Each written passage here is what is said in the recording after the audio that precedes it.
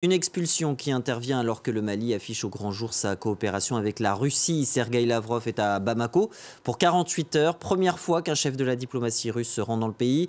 Il sera reçu par son homologue malien et par le président de transition, Assimi Goïta.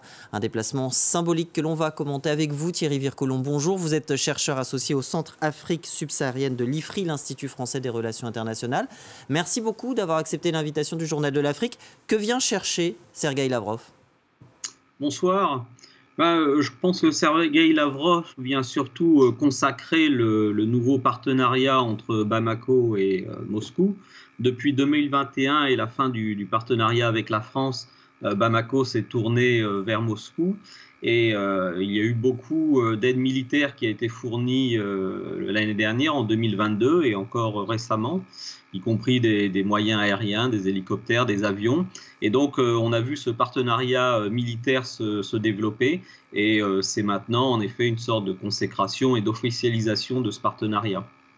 Est-ce que le Mali a aussi besoin de la Russie ? En tout cas, les autorités maliennes estiment qu'elles ont besoin de l'armement de la Russie. Il faut aussi savoir que le groupe Wagner est déployé au Mali.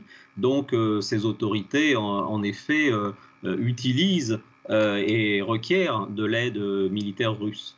Alors, la présence justement de la milice russe Wagner n'a jamais été reconnue officiellement par les autorités maliennes. Est-ce que son rôle est surestimé au Mali ? Son rôle doit d'abord être évalué. Je ne sais pas ce que vous voulez dire par surestimé, mais en tout cas, ce qui est clair, c'est que depuis l'arrivée de Wagner au Mali, c'est-à-dire à la fin 2021, on n'a pas vu la dynamique sécuritaire s'améliorer. Au contraire, elle s'est plutôt détériorée. Donc, en ce sens-là, on peut dire en effet qu'ils n'ont pas changé la situation, ils n'ont pas été un game changer, comme on dit en anglais.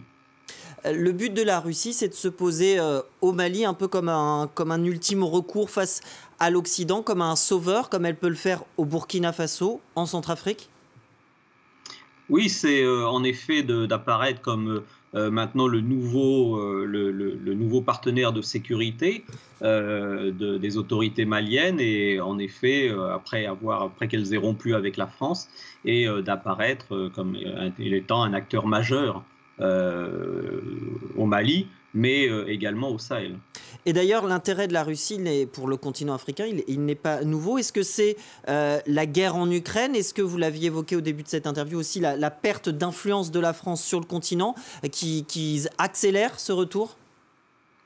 Le retour de la Russie en Afrique, il a commencé avec la première guerre ukrainienne En 2014-2013 ?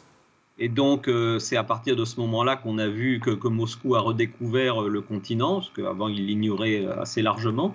Et donc, on voit en effet le lien direct qui existe entre ce qui se passe en Europe de l'Est et ce qui se passe en Afrique. Est-ce que l'intérêt que porte la Russie à ces pays africains, on évoquait la Centrafrique, le Burkina ou encore le Mali, ou même à d'autres, est-ce que ça va se faire aussi au détriment de la Chine, par exemple, qui, on le sait, est intéressée, elle aussi, par l'Afrique ? Oui, mais je ne pense pas qu'elle soit intéressée par la même chose. La présence chinoise sur le continent est une présence économique massive, extrêmement importante dans beaucoup de domaines, mais c'est assez peu une présence sécuritaire.